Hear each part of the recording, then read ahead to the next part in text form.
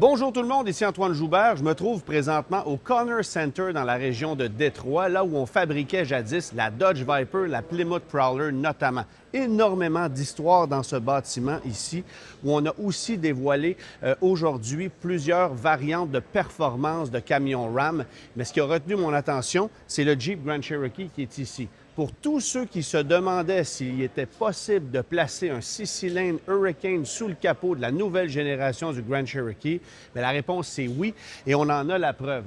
Et on n'a pas uniquement décidé d'y placer le 6-cylindres Hurricane standard, on a développé une nouvelle technologie de turbocompression qu'on appelle e-Boost Air.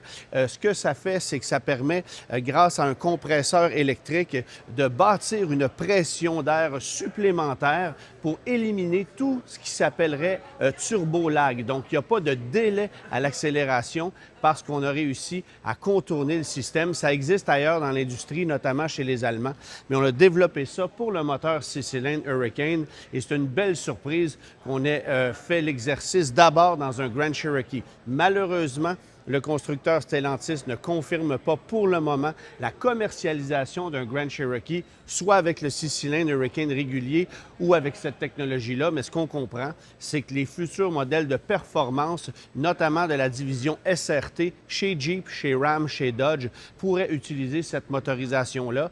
On en apprendra d'ailleurs un peu plus demain sur une Charger de haute performance qui pourrait utiliser cette technologie-là pour amener la puissance à un niveau nettement supérieur. Alors, est-ce que le Grand Cherokee sera commercialisé avec le 6-cylindres Hurricane?